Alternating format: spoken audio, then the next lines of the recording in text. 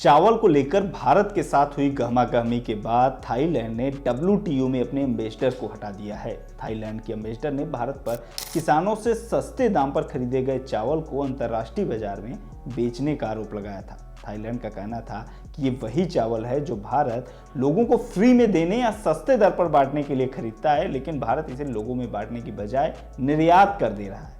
ऐसा थाईलैंड का आरोप था, जो कि WTO के नियमों के खिलाफ है। भारत ने थाईलैंड के आरोपों पर आपत्ति दर्ज कराई थी और कड़ा विरोध किया था, जिसके बाद थाईलैंड ने WTO में अपने एम्बेसडर को हटाने का फैसला किया।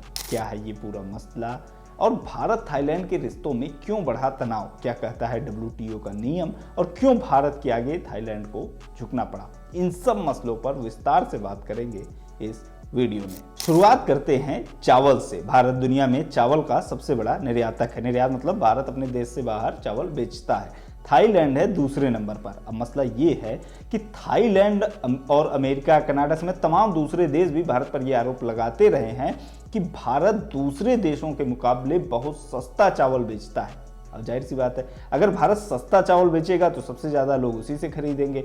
मजबूरी में बाकी देशों को भी अपने चावल का दाम कम करना पड़ता है, जिससे उनको होता है घाटा।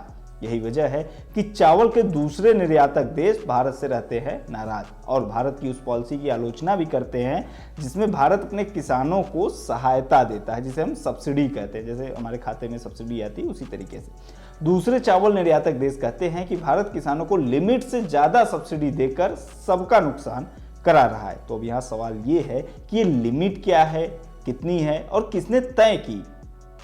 WTO यानी वर्ल्ड ट्रेड ऑर्गेनाइजेशन ने ये लिमिट तय की। WTO ने सब्सिडी को लेकर जो लिमिट तय कर रखे उसके मुताबिक विकसित देश कुल उत्पादन का 5% और विकासशील देश कुल उत्पादन का 10% से ज़्यादा हिस्से को सब्सिडी नहीं दे सकते। विकासशील देशों की लिस्ट में शामिल भारत चावल के मामले में 10% की लिमिट को क्रॉस कर जाता है, जिसकी वजह से दूसरे देशों का चावल जिनकी कीमत ज़्यादा होती है उन्हें नुकसान उठाना पड़ता है।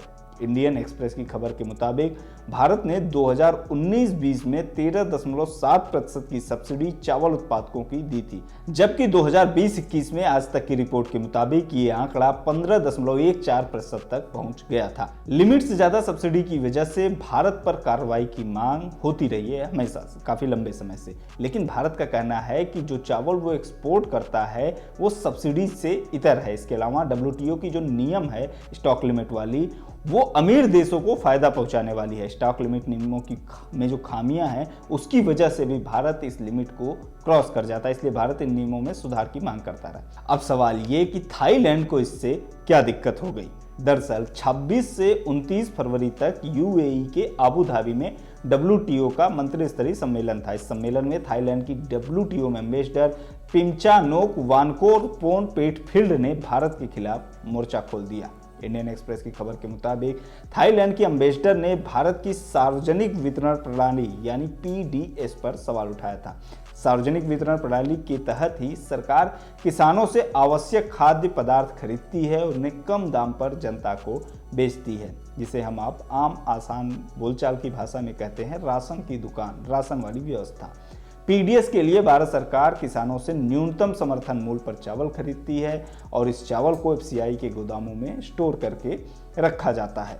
थाईलैंड के एम्बेसडर ने कहा कि भारत PDS सिस्टम का इस्तेमाल लोगों के लिए नहीं बल्कि कम दाम पर अंतर्राष्ट्रीय बाजार में चावल बेचकर निर्यात बाजार पर कब्जा करने के लिए करता है। यानी कि जो एम्बेसडर है उनका कहना है कि भारत जो चावल स्टोर करता है वो लोगों में बांटने की बजाय वो एक्सपोर्ट कर देता है, ये उनका आरोप है। थाईलैंड ने कहा कि भारत कम दाम वाले चावल को अंतर्राष्ट्रीय बाजार में निर्यात करता है, जिससे दूसरे चावल निर्यातक देशों का नुकसान होता है। थाईलैंड को डर है कि भारत सस्ते दाम पर चावल बेचकर उसके मार्केट पर कब्जा करना चाहता है। हालांकि भारत ने थाईलैंड के आरोपों को सिरे से खारिज कर दिया था और कड़ा विरोध दर्ज कराया था। भारत ने उन सभी बैठकों का बहिष्कार करने का फैसला किया जिसमें थाईलैंड मौजूद था। भारत की ओर से WTO के सम्मेलन में भाग लेने केंद्रीय मंत्री पीयूष गोयल गए हुए थे। पीयूष गोयल ने मीटिंग में मौजूद अन्य प्रतिनिधियों के सामने विरोध दर्ज कराया था। न्यूज एजेंसी PTI ने एक अधिकारी के हवाले से बताया कि थाईलैंड के राजदूत की भाषा और बर्ताव भी ठीक नहीं था।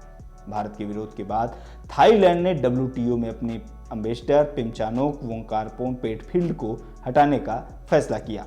टाइम्स ऑफ इंडिया से बात करते हुए एक सरकारी अधिकारी ने थाईलैंड के आरोपों को गलत बताया। इस अधिकारी के मुताबिक भारत ने कहा कि वो अपनी खाद्य जरूरतों को पूरा करने के लिए कुल चावल उत्पादन के करीब 40% हिस्से को ही न्यूनतम समर्थन मूल्य यानी MSP पर खरीदता है। बाकी का चावल बाजार मूल्य पर बिकता है जिसे एक्सपोर्ट किया जाता है। हालांकि इस तरह के आरोप भारत पर पहली बार नहीं लगे हैं। थाईलैंड 20 देशों के उस केन्स ग्रुप का हिस्सा है जिसने WTO में भारत पर सवाल उठाए हैं।